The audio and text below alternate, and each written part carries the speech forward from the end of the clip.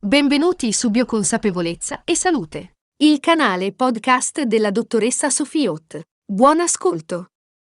Non riesci a dimagrire? Ecco cosa puoi fare. Forse anche tu non riesci a dimagrire. Alcune persone mantengono il proprio peso forma senza prestare nessuna attenzione alla loro dieta e senza neppure fare necessariamente attività fisica. Altre devono pesare al grammo ogni singolo alimento e contare costantemente le calorie per cercare, a volte senza gran successo, di non ingrassare. Perché accade questo? Il mio punto di vista, che nasce dal mio percorso di studi e dalla pratica con le mie pazienti e i miei pazienti, è che c'è una parte di noi, spesso inconscia, che oppone resistenza al dimagrimento e ingaggia una lotta per mantenere il sovrappeso. Quando una persona non riesce a mantenere in modo naturale e spontaneo il proprio peso forma, pur desiderandolo, nel suo organismo è in atto un combattimento. In questo articolo faccio riferimento a una parte di noi, di te, che si oppone al mantenimento del peso forma. Non mi fraintendere, ciascuno di noi è un tutt'uno con il proprio corpo e la propria mente. Come un diamante, però, siamo fatti di tante sfaccettature, ognuna riflette un punto di vista potenzialmente diverso. Questa diversità di punti di vista ci fa agire in modo apparentemente insensato. Ciò si rivela per esempio nell'incoerenza delle nostre azioni che ci impedisce di raggiungere gli obiettivi che ci siamo posti. Oltre a queste incoerenze potrebbe anche capitare di agire seguendo tutti i principi necessari a raggiungere quello che ti sei prefissato, ma i risultati comunque non arrivano. Torniamo al tema specifico del peso forma. Se non riesci a smettere di mangiare anche quando vuoi perdere peso con tutto te stesso, oppure se fatichi a mantenere il tuo peso forma pur facendo la fame, devi sapere che in te c'è una lotta in corso. Una parte che conosci abbastanza bene, perché la maggior parte delle volte è conscia, desidera essere snella e mantenere o raggiungere il peso forma. Questa parte è quella che ti spinge a provare qualche dieta, a iscriverti in palestra o a definire una strategia di dimagrimento. L'altra parte, invece, spesso inconscia, resiste a questo obiettivo di dimagrimento. Ti impedisce di rispettare gli impegni presi con te stesso, sia in termini di alimentazione che di movimento fisico. È la stessa parte che, dopo mesi di dieta e di sacrifici, quando finalmente abbiamo raggiunto il peso forma che sognavamo, ci fa riprendere in un batter d'occhio tutti i chili persi, spesso con gli interessi. Partendo da questo presupposto, il mio invito è quello di integrare a qualunque percorso o azione che stai già mettendo in atto per dimagrire l'esplorazione delle ragioni positive. So cosa ti stai chiedendo. Se non riesco a dimagrire, come possono esserci delle ragioni positive? Ebbene, c'è una parte di te che desidera o ha la necessità che tu mantenga il sovrappeso di cui stai facendo l'esperienza. Una parte di te così determinata da essere pronta a lottare, e magari lo sta già facendo da una vita, per impedirti di dimagrire o di mantenere il tuo peso forma. Spesso le persone che non riescono a dimagrire si svalutano o sono giudicate male dagli altri perché considerate esseri viventi privi di volontà. Cosa ci vuole per dimagrire? Diranno in molti. Basta solo mangiare meno, non è certo una missione impossibile. Tanti dicono queste stesse parole a se stessi. Dietro a questa frase o a questi pensieri c'è una diffusa ignoranza. L'ignoranza di una grande complessità e raffinatezza interiore che ci riguarda tutti. Apriti alle ragioni della parte in conflitto con il tuo desiderio conscio di dimagrire. Mettiti in ascolto senza pregiudizi. Quali intenzioni positive potrebbe avere questa parte di te che ha la necessità di essere in sovrappeso? Questa è la domanda chiave.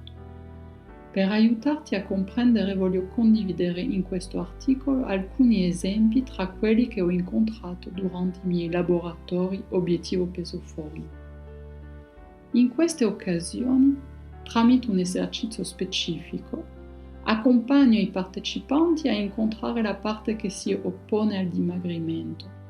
Aiuto anche le persone ad ascoltare le ragioni della parte in opposizione. Ogni volta riscopro con gioia che se ci prendiamo il tempo necessario e manteniamo un atteggiamento di apertura e curiosità, siamo tutti in grado di riconnetterci con parti di noi di cui non conoscevamo l'esistenza o che tanto abbiamo mal giudicato e interpretato.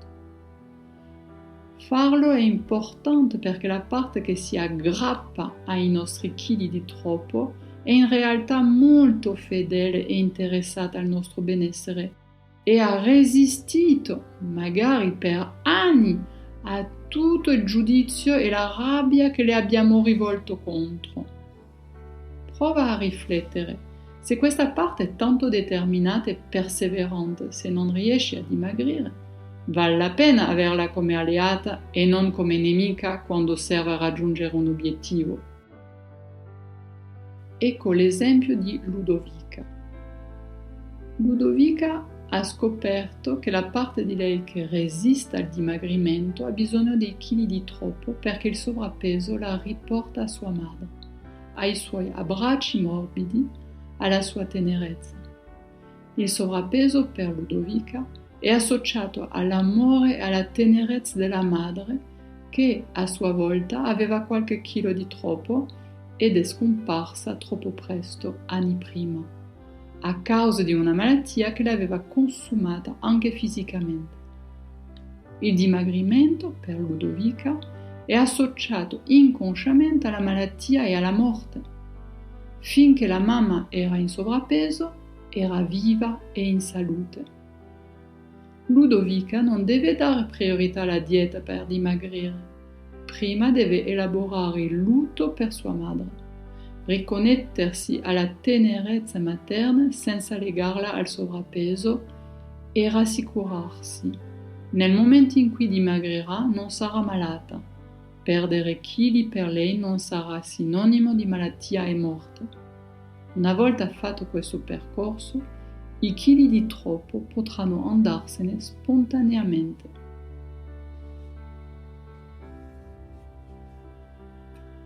Ecco l'esempio di Benedetta. Benedetta è ingrassata 6 kg durante la cosiddetta pandemia di Covid-19.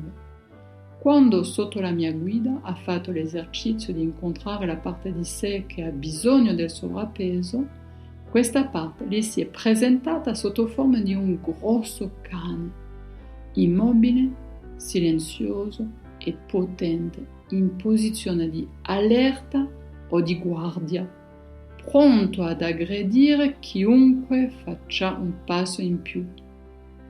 Dal 2021 Benedetta ha dovuto lottare, è stata sospesa dal lavoro e ha subito pressioni perché si vaccinasse. Ha vissuto intralci, abusi, attacchi alla sua libertà e alla sua integrità. Dall'esercizio fatto insieme si capisce che i 6 kg accumulati le sono stati necessari per riuscire a rimanere centrata, ad avere il peso e la stabilità per sostenere le sue posizioni senza impazzire di rabbia. Per dimagrire Benedetta ha bisogno prima di tutto di recuperare la sua centratura ed esprimere la rabbia accumulata e non ancora sfogata. In pratica deve digerire, fra virgolette, gli eventi passati e rimettersi in movimento, recuperando il senso di sicurezza che le manca. Ecco l'esempio di Emanuela. La parte di Emanuela che non vuole dimagrire invece si presenta sotto forma di uno scudo buio. Quale messaggio ci restituisce questa immagine? Il bisogno di proteggersi. La parte che resiste al dimagrimento sente che perdere peso significherebbe trovarsi in pericolo. Primo perché la leggerezza è associata a vulnerabilità, non permette di combattere e resistere con efficacia.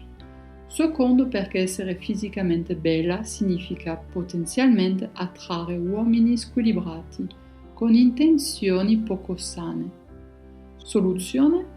Meglio mettersi al riparo dietro un fisico poco attraente.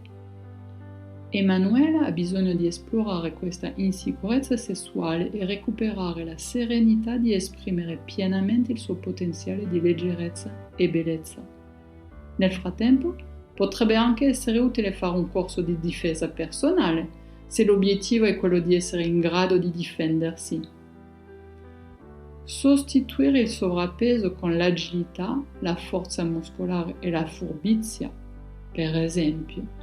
Qualunque azione creativa perché Emanuela si senta protetta è utile e benvenuta. Sarà lei a sentire quello che è giusto oppure no per se stessa. Mattia invece è un imprenditore che ha preso tanto peso quando sono aumentate le sue responsabilità e la ditta ha avuto qualche difficoltà economica. Anche in questo caso la parte che ha spinto verso l'aumento di peso e che resiste al dimagrimento esprime un'intenzione positiva. Promuovere la stabilità e dare a Mattia la forza per affrontare responsabilità e avversità.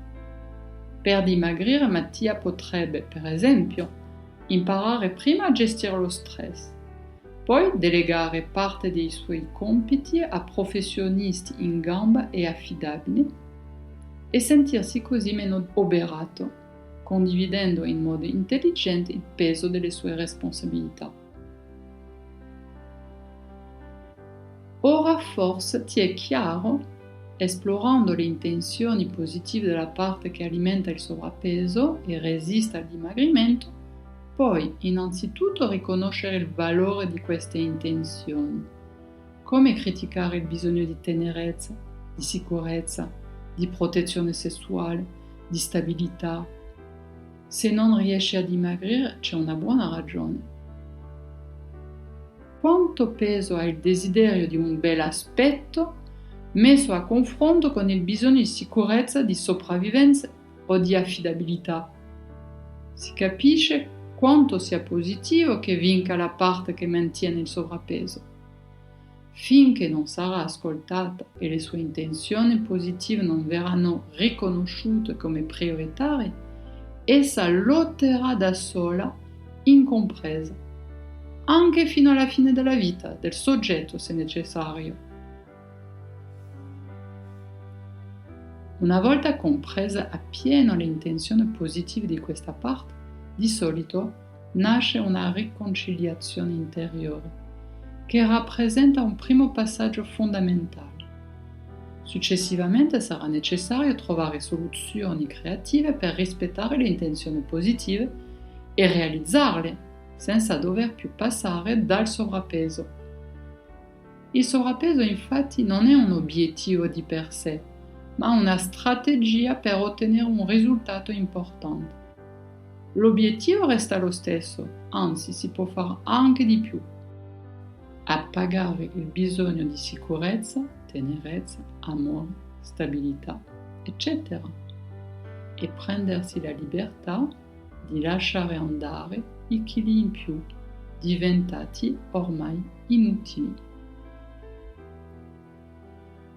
Ti auguro un mondo di salute.